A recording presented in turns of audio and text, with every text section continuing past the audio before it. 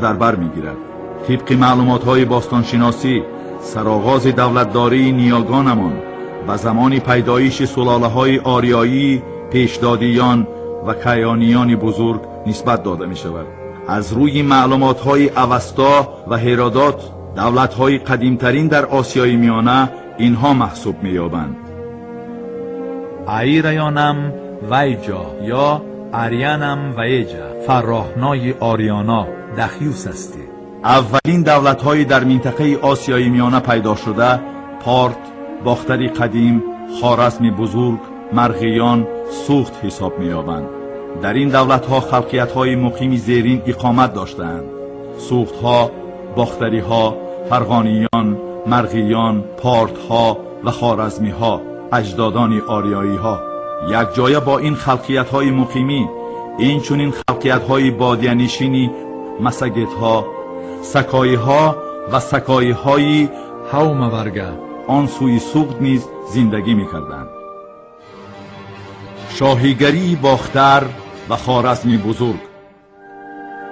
طبق این معلومات‌ها به هیئت باختر سرزمینی امروزه تاجیکستان مرکزی، جنوبی، ولایت سرخندریا و شمال افغانستان داخل می‌شدند. سرچشمه‌های تاریخی موجودیت دولت سوخت، وادی زرافشان، پشقدریا و قسمت شمال تاجیکستان امروزه را پیش از هجوم هخامنشی‌ها معلومات می‌دهند. پایتخت این دولت شهر مراقند، سمرقند حاضره حساب می‌شده است. شغل اساسی مردمان این دولت‌ها هنرمندی، کشاورزی و چارواداری به شمار می‌رفته است. دولت‌های خوارزم، باختر و سوخت وارثان دولت کیانیان بزرگ و به واسطه اجدادان قدیمترین مردم تاجیک بودند. در آغاز هزار ساله یکم تا میلاد، کیانیان بزرگ و این دو حوزه تاریخی و فرهنگی جدا شده تا زمان پیدایش دولت مشهوری هخامنشیان، مرکزی ایران زمین، آسیای مرکزی، باختر، خوارزم، سوخت به حساب می رفتند. دولت هخامنشی‌ها سال 550 قبل از میلاد در ایران زمین غربی دولت هخامنشی‌ها عرض هستی نموده است. بنیادگذار دولت هخامنشی‌ها کوروش بوده. هخامنشیان نام گرفتن دولت به نام سراولاد سلاله هخام که سالهای 700-675 قبل از میلاد حاکمی ولایت فارس را به عهده داشت نسبت داده می شود. کوروش بعدی به تصرف در آوردن ماد میدیه سال 547 ارمنستان و دولت یونانی آسیایی خورد و سال 538 پیش از میلاد بابلستان این چنین آسیای مرکزی را اشغال نموده به تشکیل ایمپریای اولین جهانی اساس گذاشت. مقصد اساسی جنگ‌های کوروش در آسیای میانه در هیئت یک دولت متحد نمودن خلق‌های ایرانی حساب می‌یافت. کوروش مؤلف اولین اعلامیه حقوق بشر می باشد. باختر، سوخت، پارت و خوارزم به 4 ساتراپی جدا شده بودند. ساتراپی ولایت فعالیت متمرکزانیده شده داشته به خزینه شاهنشاهی انداز می سپاریده است. زمان دولت هخامنشی‌ها دوره تشکل و تکامل نظام اداره کنی و خدمت دولتی به حساب رفته به تحکیم ساختاری با نظام دستگاه اداره کنی دولت‌های من بعده اساس گذاشته است. این شاهنشاهی را بعد مرگ کوروش شاهان کمبیز بردیه دارای یک سروری نمودند. دولت هخامنشی‌ها با حمله شدید اسکندر برهم داده شد. اسکندر سالهای 334-327 تا میلاد آسیای خرد و میانه، سوریه، فلسطین و مصر را اشغال کرد.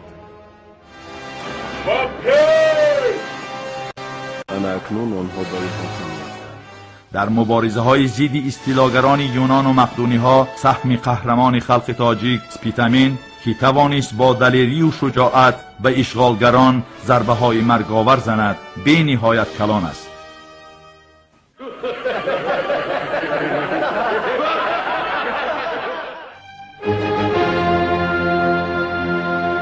دولت سلفکیان.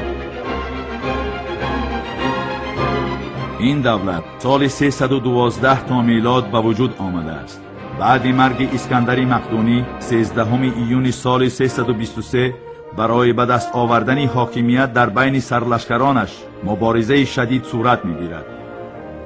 سلف که شاه بابلتعین شده بود، برخلاف عهدنامه بسته شده در بین سابق سرلشکران اسکندر به شرق هجوم نموده، پارت، سوخت و باختر و گیراکیه را ضبط کرد. تقریبا سالهای 305 304 تا میلاد سلف خود را شاه سوریه و ایران و آسیا راهبری نمودند. ساخت دولتداری در این دوره ها رو به تنزل داشت، زیرا سلفکیان با سبب دائما مشغول جنگ بودن امکانیت جداً مشغول گردیدن با کارهای دولتداری را نداشتند. دولت اشکانیان. دولت بزرگ پارت بزرگ، پرفیه و شاهنشاهی اشکانیان از سالهای 250 تا میلاد تا سال 226 میلادی عرض هستی نموده است. اساسگزار این دولت ارشک بوده. موضع جایگیرشویش قسمت غربی آسیای میانه، حدود حاضره ترکمنستان حساب می‌یابد.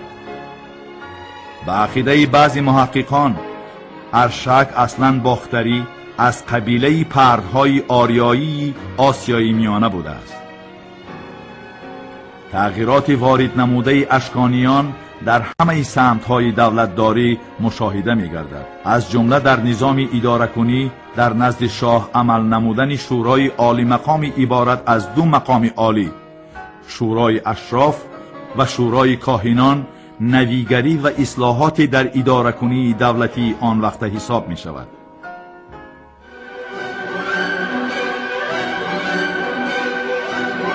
دولت ساسانیان.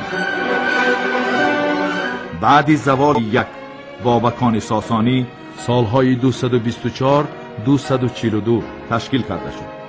دولت ساسانیان دولتی پرقدرت شد که در تمام ایران وسعت داشت و از لحاظ حربی به همتا بود. محض با قوه لشکری پرقدرت نظام نوی اداره کنی جاری گردید. سرزمین سوریه، ارمنستان، سیستان، قسمی از خراسان و سال 224 سراسری سرزمین ایران به تصرف شاهنشاهی ساسانیان داخل کرده شد. بعد اردشیر پسری او شاپور یک سالهای 242 272 شاهنشاهی را صاحب شد. پایدیوار و مرتبه دولت ساسانیان در دوره شاهی شاپور دو سالهای 309 379 شکوه و شهامت گرفته است. این دولت را اینچنین شاه یزدگرد یک سالهای 399 420 و رهران 5 بهرام گور سالهای 420 437 یزدگرد دو سالهای 438 457 خسروی یک انوشیروان سالهای 531 579 و یزدگرد سه سالهای 632 651 راهبری و اداره نمودند. شاعران و عالمان و اهل معرفت در جامعه ساسانیان مرتبه خاصه داشتند. یکی از شخصیت‌های تاریخی دارای شهرت جهانی، باربد مروزی، رامشگری به همتا در همین دایره سالم مدنی این سلاله تربیت یافته است. خدمت تاریخی دولتداران ساسانی آن بود که در دوره حکمرانی آنها شهرهای معرفی کننده تاریخ تمدن تاجیکان خوجند، بلخ، مرو و هرات آباد و زیبا گردید. این دولت در زمان شاهی یزدگرد سه تخمیناً در میانه های عصر هفت از جانب عرب ها سرنگون کرده شد. دولت هیتالیان. این دولت و مردمان آسیای میانه تعلق داشت. در برابر دیگر عامل‌ها خصوصیت خاص این دولت زبان شرقی ایرانی و خرافات کوشانی باختری را صاحب بودن آن محسوب می‌یابد. زمانی برهم خوردن دولت هیتالیان بین ایران ساسانی و خاقانت ترک معاملات تجارتی تیزتون گردید. تاریخ نگاران نزاعی بین آنها را نه در منفعت‌های سیاسی بلکه در منفعت‌های اقتصادی تجارتی می‌بینند. در زمان کوشانیان از آسیای مرکزی راه ابریشم می‌گذشت. این راه آسیای مرکزی را با روم پیوست نموده برای رواج یافتن شاهی بافی و کیرمک پروری که در غرب تماما وجود نداشت شرایط فراهم آورده بود. از این تجارت امپریای روم مخصوصاً از تجارت شاهی فایده می‌دید. فارس‌ها در این عملیات میانه‌روی کرده فایده مفت به دست می آوردند که در این جاده منفعت سوداگران فارس و سوخت به هم برخورد. دولت خاقانت ترک در سالهای 30-60 عصر شش ضمن هجوم به ماوراءالنهر و برهم دادن دولت هیتالیان در سیبیر جنوبی و آلتای از حساب قبیله‌های ترک زیر عنوان خاقانت ترک سالهای 551-744 اتحاد دولتی تشکیل کرده شد. این دولت سالهای 600-603 به دو قسم تقسیم شد: خاقانت شرقی ترک ها و خاقانت غربی ترک ها. خاقانت ترک در آخر عصر 7 و مابین عصر 8 در نتیجه کشماکشی های داخلی و بیرونی، ناموازینتی سطح زندگی، بحران معنوی و مخصوصاً جنگ های پی در پی برهم خورده است. خلافت عرب از سال 650 تا 800 دوره هجوم اجنبیان عرب و مردمان آسیای میانه به خاطر ضبط حاکمیت دوام کرده است. در دوره خلیفه دوم عرب عمر سالهای 634-644 زمانی متحد شوی و استیلای عرب ها آغاز می‌یابد. ضمن هجوم به آسیای میانه عرب ها سال 651 مرو، سال 705 ماوراءالنهر، سال 709 بخارا، سال 712 سمرقند، سال 823 استروشن را به تصرف خود درآوردند. عرب ها به مقابلیت شدید خلقهای آسیای میانه روبرو شدند. یکی از شورش های آموی که به عرب ها ضربه سخت وارد نمود تحت راهبری هاشم ابن حکیم معروف با تخلص مقنع به وقوع پیوست.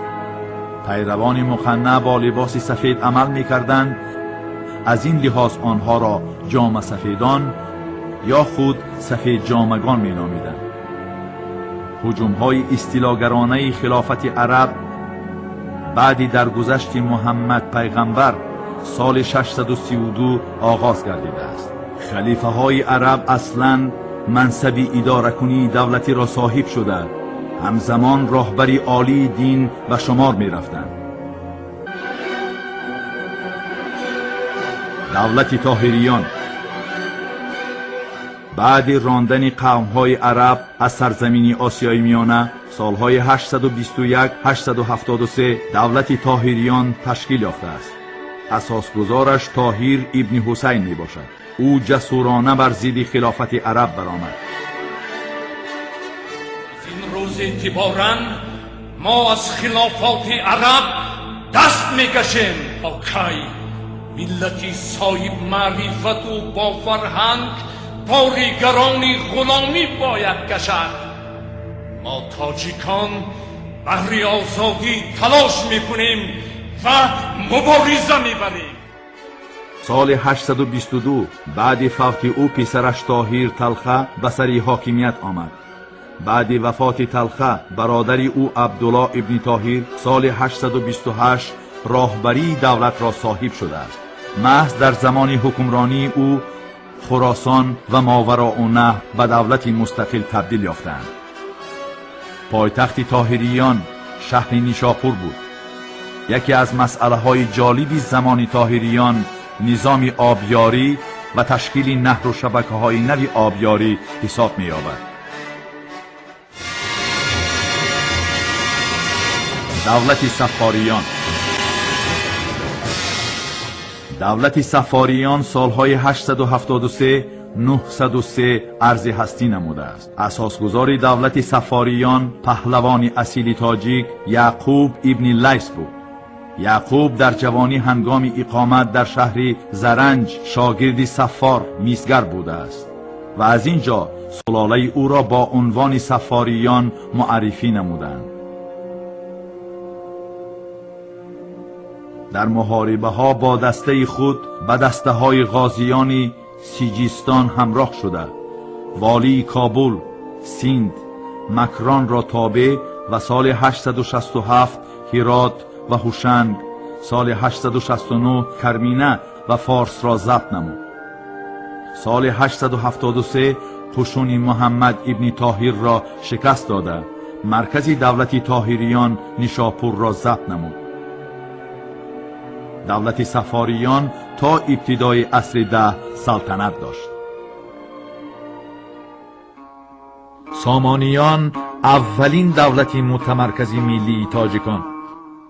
این دولت بزرگ تاریخی را نمایندگان زیرین سلاله سامانیان حکمرانی و اداره نمودند. سامان خدات اساسگزار دولت سامانیان، اسد، پسران اسد، نوح احمد، احمدی یک، یحیی الیاس.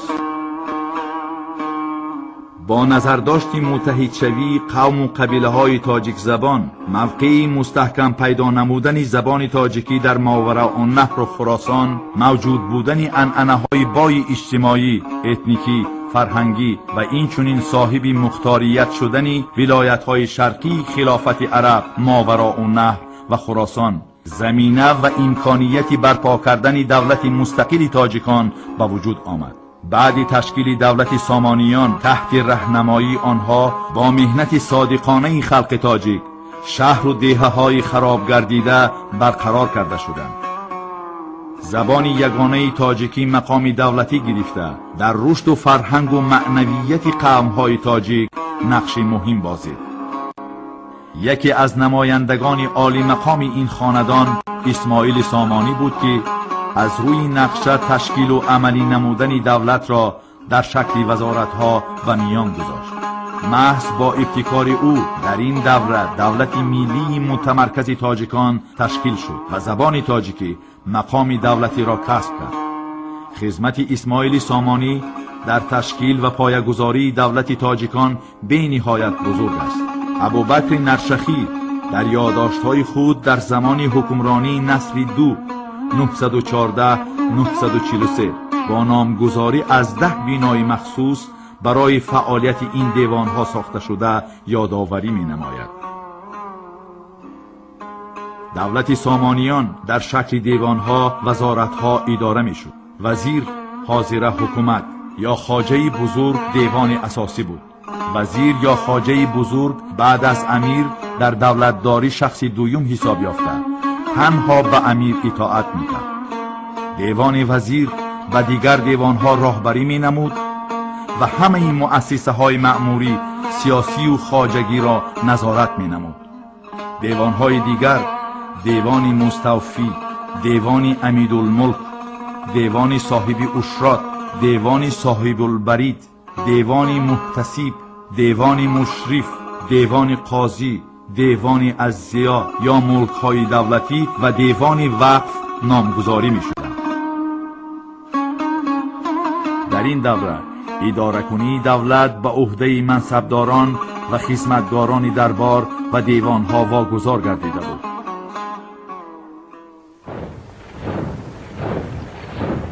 دولت قرخانیان در سالهای 90 عصر 10 قبیله های ترک هفترود و تیانشان مرکزی در حدود از قاشقر تا اسفجاب دولت قرخانیان را تشکیل نمودند. نام قرخانیان را گرفتن دولت به حاکم نخستین آن کریم قرخان منسوبیت دارد. قره‌خانیان امکانیت تشکیل دولت را تنها در راه از جانب خانها قبول گردیدن دین اسلام و مسلمان شوی دریافتند. ولی دولتی برپا نموده آنها متمرکز نبود. سرزمین به دو قسم، ملک شرقی و ملک غربی جدا میشد. سال 1089 ضمن هجوم ملک شاه سلجوقی تمام مرز قره‌خانیان به تصرف سلجوقیان گذرانیده شد.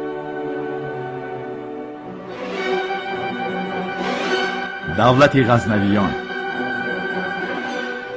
سالهای 963 1186 دولت غزنویان عرض هستی نموده است. اساسگزار دولت غزنویان الپتگین بوده است. دولت ضمن پراکنده شوی دولت سامانیان در شرق افغانستان برپا گردید. پایتختش شهر غزنی منسوب به دولت سامانیان تعلق داشته بوده است. این دولت را الپتگین سال 961 بعد آن خویشش سبوکتگین سال 977 و از سال 998 تا 1030 محمود پسر سبوکتگین که پیشتر حاکم خراسان بود اداره کردند. ناوابسته از آن که در تاریخ سلطان محمود غزنوی در استیلاگری و جبر و ستم نام برآورده است، در زمان حکمرانی او پایتخت دولت شهر غزنه مرکز علم و معرفت، رونق هنرمندی و سودا، مکان وسعت شعر و ادب گردیده بود. دولت غزنویان بعد وفات محمود سال 1030 رو به تنزل نهاده پراکنده گردید. دولت سلجوقیان پایتختش یک وقتا اصفهان شد. این دولت در نتیجه ضبطکاری‌های قبیله‌های بادیه‌نشین غوز و پیشوایان سلاله سلجوقیان طغرلبک سلجوقی، الپ ارسلان ملک شاه سلجوقی و جلال الدین ملک شاه تشکیل شده است.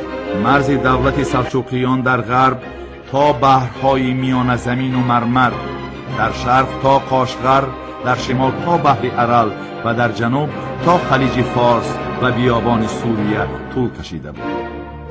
تاجیکان و فارس ها در اداره کنی این دولت با عقل و ذکاوت خود موقعی خاصه داشتند. یکی از وزیران نامدار دولت سلجوقیان که 30 سال خدمت وزیری نموده تخلص نظام ملک را گرفته است. در نظام اداره کنی دولت سلجوقیان او کوشش نموده است که تجربه دولت سامانیان را زنده گردانیده و این وسیله عنعنه‌های ملی مدنیت آن زمان را احیا نماید. این دولت بعد فوت سلطان سنجر سال 1157 برهم خورده است.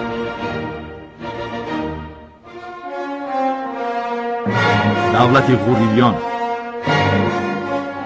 در میانه‌های عصر 12 از سال 1152 تا 1206 دولت غوریان نشأ و نما و ادامه یافته است. این دویمین دولت ملی تاجیکان به حساب می رود. اساسگزار سلاله غوریان سیف الدین ابن عزاالدین حسین از خاندان سوری بوده است. این سلاله و خاندان سامانیان مناسبت اولادی داشته است. ساختار اداره کنی دولت غوریان چنین بوده است: ولایت‌های علاهیده مستقل را ملک‌ها اداره می‌نمودند. منصب‌های راهبری کننده ولایت را 2 نفر حاکم و سپهسالار به عهده داشته است. او در اداره کنی دولت از شکل و اصول دولت سامانیان استفاده کرده ادامه دهنده سنت‌های خاصی دولتداری تاجیک ارزیابی می‌گردد. سال 1215 با سبب عقیبمانی، پرزورشوی، زد و خوردی بین حاکمان علاهیده محلی و غیره از جانب محمد خوارزمشاه این دولت برهم داده شد.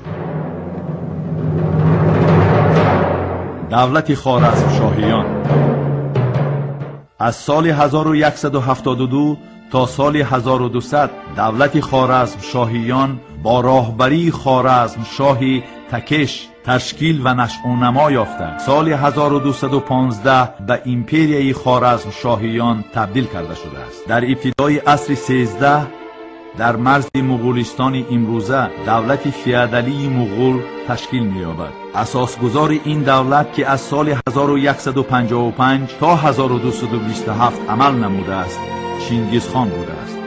سالهای 1220 مغول‌ها بخارا را محاصره نمودند. بعد گرفتن بخارا، چینگیزخان به اصطلاح سمرقند که شامل ایمپریای خوارزمشاهیان و زیر سرپرستی محمد خوارزمشاه بود آغاز کرد.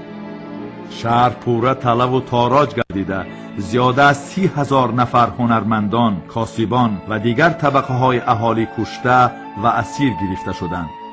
کشتار و فرار اهالی به درجه زیاد شد که بعد آرام شدن وضع شهر تنها 4/1 شهر باقی مانده بود. در تاریخ مبارزه خلق تاجیک بر ضد غاصبان مغول، محافظان خوجند با سرداری قهرمان ملی تیمور ملیک دلیری، شجاعتمندی و میهن پرستی به همتا نشان دادند. محض تیمور ملیک و رزمندگان شجاع او توانستند و قشونهای چینگیزخان با ضربه های مرگبار خسارات زیاد جانی وارد کنند.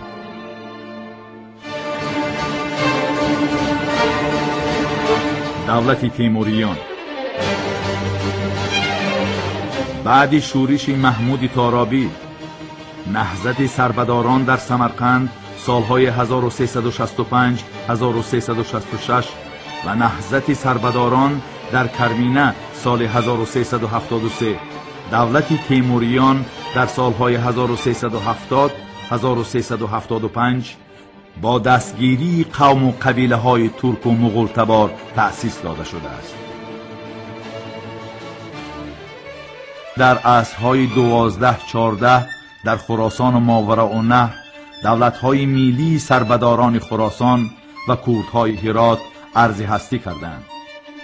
محافظان سمرقند با شعار یا سربدار می‌دهیم و یا ظلم مغول‌ها را رفع می‌نماییم عمل می‌کردند.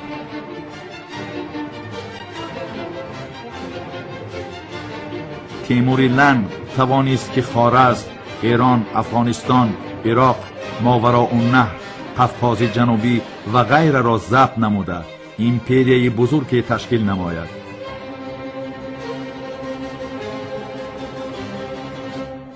بعد مرگ تیمور سال 1405 حاکمیت به دست حاکم هرات پسر تیمور شاهرخ گذشت. کشمکشی های داخلی و اولادی و در خراسان پیدا گردیدن حکمران دیگری تیموری سلطان حسین بایقرا سالهای 1469 1507 سبب دو حاکمیتی و تنزل و برهم خوردن دولت تیموریان گردید. دولت شیبانیان در عصرهای 15 و 16 در عرصه تاریخ دولتی با نام دولت شیبانیان تأسیس داده شد. دولت شیبانیان دولتی املاکی بود که آن را یکی از صاحبان ملک ناوابسته به آبرو و اقتدارش با نام خان و خاقان اداره میکرد. این دولت را عبدالله خان دو و نماینده آخرین سلاله شیبانیان پیر محمد خان دو اداره نمودند.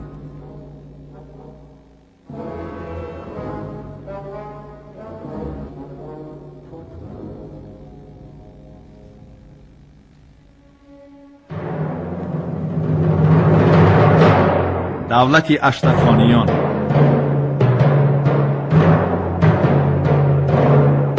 اساسگزار این دولت جانیان جان محمد سلطان جانی بیگ سلطان بود.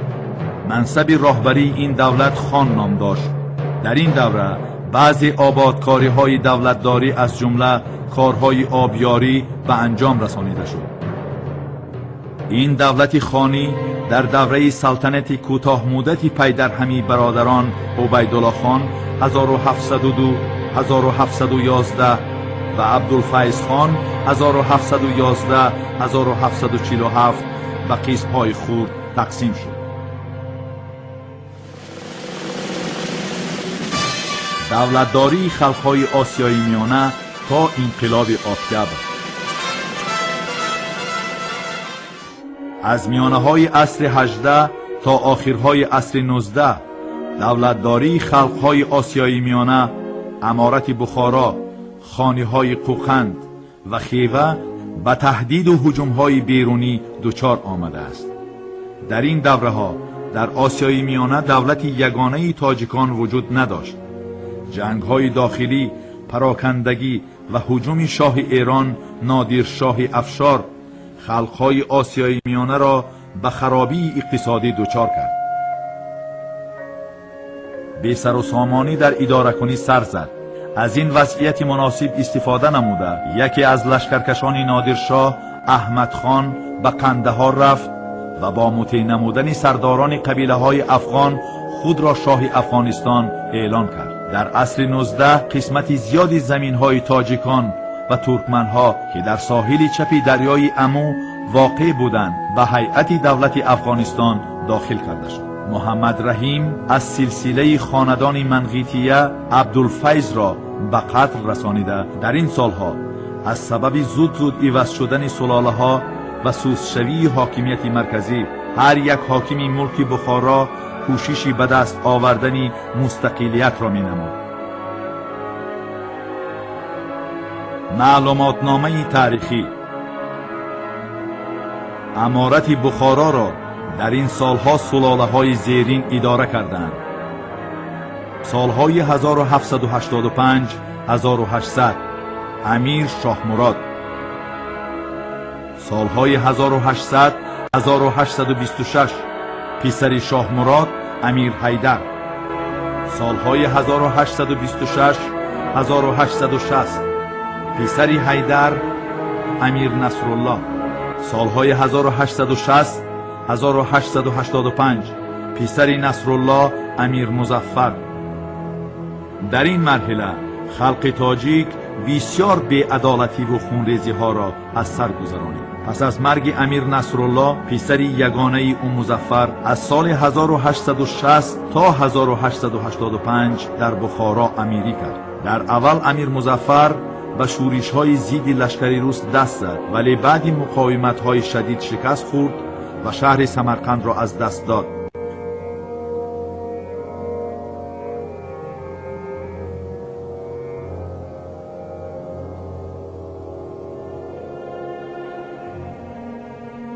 بعد آن با امپراتور روس شرطنامه بست که موافق آن شرطنامه من بعد امارت بخارا به روسیه همراه کرده شده مقام دولت وسل یعنی نیم مستقل را گرفت. در این دوره وضع مرکب اجتماعی به اوج گرفتن شورش های خلقی بر ضد مطلقیت پادشاهی آورده رساند. در طول سالهای 70-80 سده 19 در ملکهای حصار، کولاب، بلجوان، درواز، شوراباد، قرطاق، دهنو، رامید، سفیداب شورش های خلقی پی هم به عمل می آمدند. شورش بزرگی که به پایه های دولتداری امیر ضربه سخت وارد نمود تحت راهبری قهرمان خلق دهقان جوازکشی دره مختار خاولینگ عبدالواسع به وقوع پیوست. واسع در رأس شورشگران به ضبط قلعه بیک بلجوان نایل گردید ولی آن را دیر نگاه داشتن نتوانست. بعد وفات امیر مظفر سال 1885 پسرش عبدالاحد امیر بخارا تعیین شد. امیری جوان دانش زمانوی داشت زیرا در شهر سنت پتربورگ روسیه تحصیل نموده بود. از زبان روسی و کار و سیاست حربی آگاهی داشته. صاحب رتبه گنرال ادیوتن بود. رمزن سرداری پالک کزک‌های آرنبورگ را به عهده داشته. امپراتور روس به او آردن الکساندر مقدس را داده بود. بعد وفات او با توصیه امپراتور روس پسر او عالم خان امیر بخارا تعیین کرده شد. در زمان حکمرانی امیر عالم خان جنگ یکم جهانی سر زد. در روسیه انقلاب فوریه و بعدتر انقلاب اکتبر غلبه کرده نیکلای دو از تخت سرنگون کرده شد. امیر عالم خان در مبارزه با انقلابچیان روس تاب نآورده سال 1920 به دولت همسایه افغانستان گریزه شد و تا آخر عمر در حمایه پادشاه افغانستان پناه برد.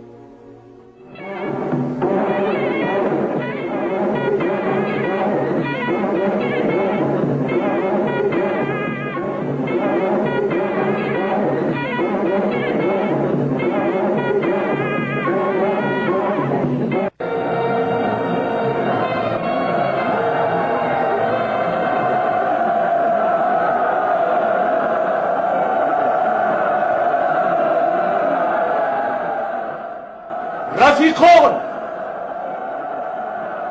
قرار کمیته مرکزی در خصوص تأسیس دادن جمهوری تاجیکستان راهی درستی سیاست ملی دولت است. ما قرار کمیته مرکزی را دایر به خودشناسی ملی در آسیای میانه طرفداری میکنیم. ملت تاجیک تاریخی 1000 ساله دارد. انا اون روز فرا رسید. شما باید دولتی مستقل بنیاد سازید. رفیقان، غلبه مبارک باشد.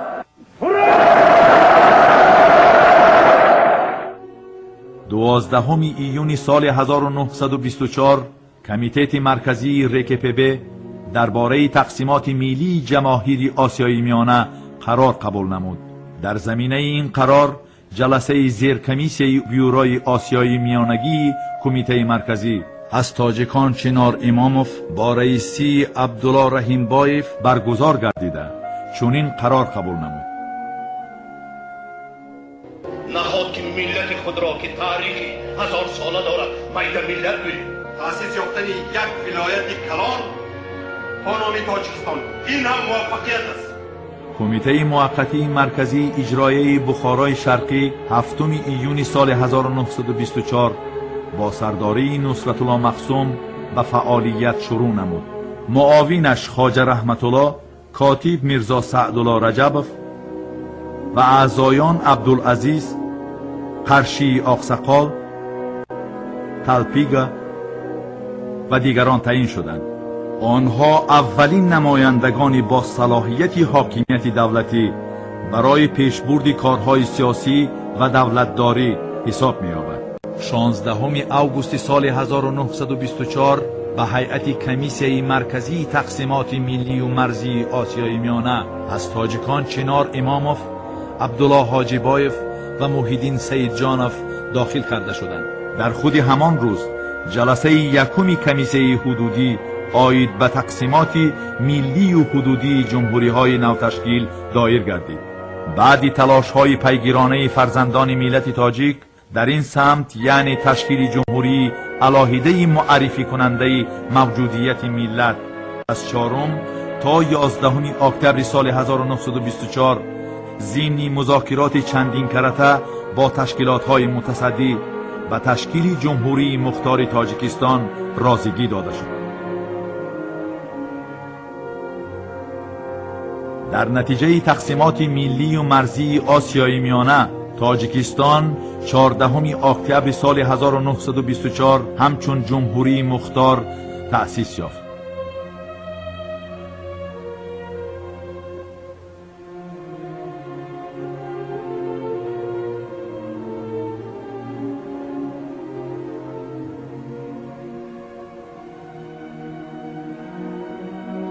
جمهوری مختار تاجیکستان یگانه جمهوری بود که در حدود آن شهر، مرکزهای صناعتی، راههای آهن و ماشینگرد و مرکزهای مدنی وجود نداشت.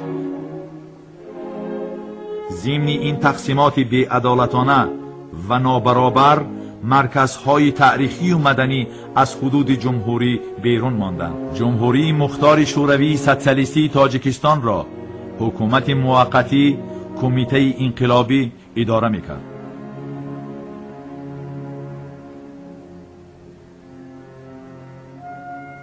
ششم دکبر سال 1924 اولین جلسه کمیته انقلابی گذرانیده شد. مسئله اساسی جلسه تشکیل و براهمانی اساسهای حقوقی تشکیل جمهوری مختار شوروی سوسیالیستی تاجیکستان، ساختار اداره‌کنی حکومت نوتأسیس، جابجاگذاری کادرها و معین نمودن حدود مرزی و مأموری به حساب می رفت. 28 دکبر سال 1924 اعضای حکومت نوتأسیس با هواپیما به دوشنبه آمدند. راهبران و مسئولان حکومت در بینای بیمارخانه رقم 1 موقتا جای گرفتند. ماه ینور سال 1925 کمیته انقلابی جمهوری مختار شوروی سوسیالیستی تاجیکستان در دوشنبه جمع آمد و بعد اندیشیدن چاره‌های تشکیلی و حقوقی 3 فوریه سال 1925 هیئت حکومت جمهوری مختار شوروی سوسیالیستی تاجیکستان پرره گردید. در شهر همگی 283 نفر اهالی زندگی می‌کرد. 4 فوریه در دوشنبه گردی همایی تشکیل کرده شده، در آن اعلامیه تشکیلیابی جمهوری شوروی سوسیالیستی تاجیکستان قرائت گردید. حکومت در شرایط نامساعد کار را آغاز کرد. و پیشروی فعالیت حکومت نوتأسیس پنترکستان همه جانبه مانع می شدند. شرایط بسیار متشنج بود. بیشتر از 200,000 نفر گریزه شده بود. تا سال 1925 تقریباً 85,000 اهالی را گرسنگی تهدید می‌کرد. مسئله اساسی حکومت نو تشکیل برگردانیدن گریزه‌ها به وطن بود. با جانبازی، جد و جهد و تلاش‌های پیوسته فرزندان برومند ملت تاجیک، نصرت الله مخزوم، شیرینشاه شاه تیمور، چنار اماموف، صدرالدین عینی و دیگران ماه اکتبر سال 1929 بیورای سیاسی کمیته مرکزی حزب کمونیست اتحاد جماهیر شوروی سوسیالیستی درباره تأسیس جمهوری شوروی سوسیالیستی تاجیکستان قرار قبول کرد. تاجیکان республикаи مستقل شده میتوانند.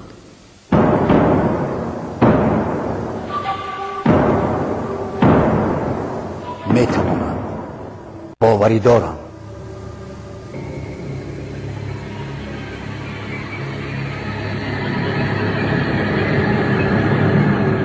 اندیشه شما چی؟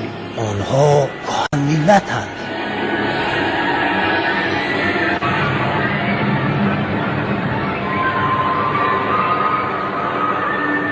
شما چی فکر داری؟ تاجیکان ریسپوبلیکای مستقل شده می توانند رفیق استالین که به آن یوسف ویساریانویچ استالین امضا گذاشت. 16 اکتبر سال 1929 جمهوری مختار تاجیکستان همچون جمهوری شوروی سوسیالیستی تاجیکستان مستقل اعتراف و اعلام کرده شد. اتحاد شوروی از روزهای اولی حاکمیتش خلق تاجیک را همچون ملت صاحب تمدن و دارای تاریخ کهنی دولتداری اعتراف نموده برای بنیاد دولت الهیده ملی زمینه و شرایط مساعد تاریخی فراهم آورد. تاجیکستان در هیئت اتحاد شوروی به موفقیت‌های نظررس نائل شد. شروع از مرحله‌های ایندوستری کنانی، کلکتیوانی خواجگی قشلاق و انقلاب فرهنگی زمینه‌های بنیادی و سازندگی گذاشته شد. در این دوره در کشور بزرگترین کارخانه و نیروگاه‌ها، راه‌های آهن و ماشینگرد، مکتب‌های عالی و میانه، تئاتر و کتابخانه‌ها، رادیو و تلویزیون، بیمارستان و استراحتگاه‌ها، خواجگی‌های کشاورزی و بسیار دیگر انشاءات اجتماعی و اقتصادی، مدنی و معیشی بنیاد شدند. سال 1948 دانشگاه دولتی ملی تاجیکستان و سال 1951 اکادمی علم‌های تاجیکستان با سروری صدرالدین عینی تأسیس یافت. در تاجیکستان یکی از کلانترین نیروگاه‌های برقی آبی جهان نارک سال 1972 به تولید برق آغاز کرد. در مملکت کلانترین کارخانه متالورژی منطقه، زواد آلومینی تاجیکستان بنیاد گردید که محصولات آن در سراسر جهان خریداران زیاد دارد. استحصال پخته سال 1980 در کشور زیاده از 1 میلیون تن را تشکیل داد. پیشروی ها در دیگر ساحه ها نیز نظر رسند، ولی بنیاد دولتی واقعاً ملی تاجیکان با شرافت استقلالیت دولتی تاجیکستان میسر گردید. در برابر صاحب اختیار گردیدن تاجیکستان، روند گذشتن از نظام سیاسی شوروی به نظام نوی دولتداری آغاز یافت. این روند همچون سرآغاز مرحله نوی دولتداری و استقلالیت ملی تاجیکستان ارزیابی می‌گردد.